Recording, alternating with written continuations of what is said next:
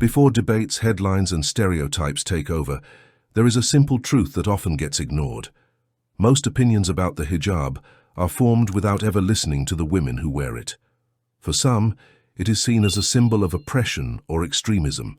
For others, it represents faith, identity, and personal choice.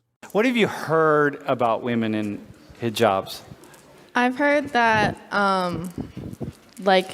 hijabs are demeaning, when it's more covering their faces and stuff like that. So it's demeaning or oppressive.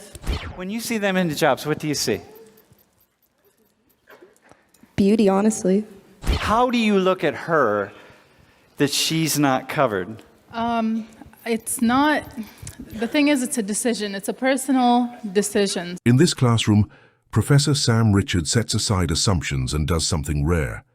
He creates a space where Muslim women speak for themselves, misconceptions are confronted openly, and understanding begins not through arguments, but through honest conversation. But before any real conversation begins, hijab often arrives in people's minds, already loaded with assumptions. For many, it is not seen as a piece of clothing, but as a symbol shaped by headlines, stereotypes, and fear. Words like oppression, radicalism, and extremism are commonly attached to it, often without ever hearing directly from Muslim women themselves. Professor Richard begins by asking a simple question that reveals how deeply these ideas are rooted. What have you heard about women in hijabs? I've heard that hijabs are demeaning in some sort of way, that it doesn't allow women to show themselves in their hair or when it's more covering their faces and stuff like that. So it's demeaning or oppressive. And have you, the three of you, heard that also? I've heard a lot that hijabs are strictly related to radicalism, radical Islam. That's something that So it's related to radical Islam. Yeah, to like ISIS and everything. Okay, that's important, right? Because it's not just Islam, but it's radical Islam. One of the most common beliefs about hijab is that it is forced upon women and strips them of freedom. But what happens when the conversation shifts from assumptions to lived experience? Instead of speaking about Muslim women, Professor Richard invites those who wear hijab to speak for themselves. Their stories challenge the idea that hijab is always imposed, revealing a perspective grounded in choice, identity, and belonging. Can you tell us about when did you first start wearing the hijab? So I was 8-ish when I started wearing it, and I have a really nice memory of it because I started wearing it when I was actually in Iran. I'm originally Saudi. So when I was young, I looked somewhat older than my age.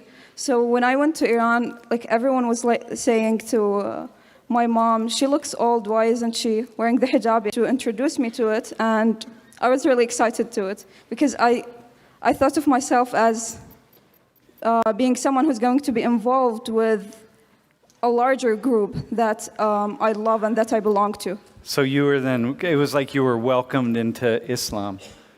I wore it around 15, 16, I don't even remember, but I was a sophomore in high school. Yeah, and you started wearing the hijab? Yeah. Every day? Every day. Well, once you put it on, it's a decision that you make. You put it on and you don't take it off. And so it's an important decision to make. And it's usually, Islamically, it's when a girl reaches puberty, and that's when she is responsible for wearing the hijab. Another widespread misconception is the belief that all Muslim women dress the same way or follow their faith in identical ways.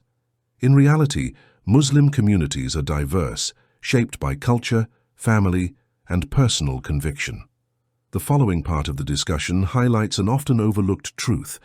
Wearing hijab is not a universal experience among Muslim women, and the reasons behind wearing or not wearing it are deeply personal. Who's Muslim and doesn't wear hijab? Dude, where's your hijab, dog? I don't know. I was just raised for it to be a decision, so they gave me the choice whether or not, but we were raised to, if you do choose to wear it, then you have to wear it. But yeah, we were just raised that it was my decision, so I chose not to.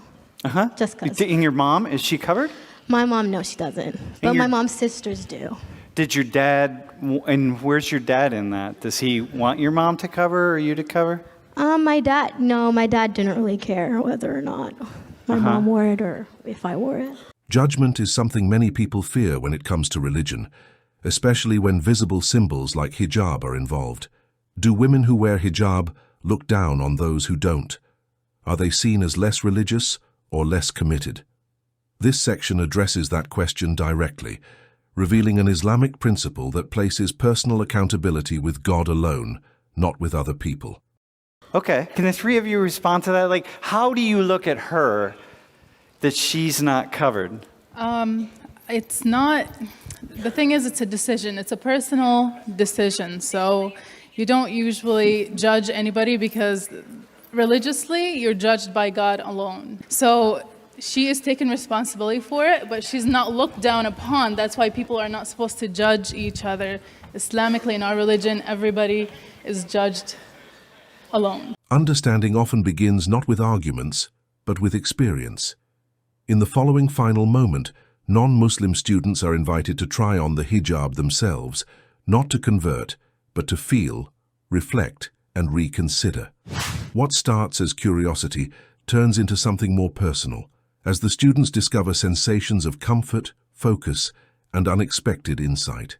Sometimes, a simple act can dismantle years of misunderstanding. Hey, so you brought some extra hijabs here. Yeah. Do you want to try hijabs on? How is that? It's cool though. I like it. I think it's cool that we're just kind of like peeping into a different religion. Like, I don't know. Could you imagine wearing that all day long, like going to class wearing that? I feel like I'd get really sweaty. Like, I don't know. Yeah? Feel like it would be it would be hot? Yeah.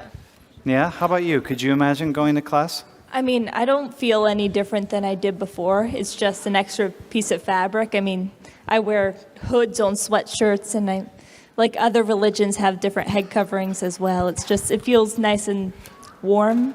In the winter, it'd be nice, and it feels kind of safe. Yeah, what do you mean safe? I mean, like I'm focusing on myself, and like I don't have to fix my headband. I don't have to put my hair up. Like I can focus more on what I want to focus because my hair, which is like always a big thing that you can play with, is just out of the way. It's a non-factor. In the end, the hijab is not defined by fear, politics, or assumptions, but by the voices and experiences of the women who choose to wear it or choose not to. This conversation reminds us that understanding begins when we listen, question our biases, and allow people to tell their own stories rather than speaking for them. Thank you for your time. Assalamu alaikum.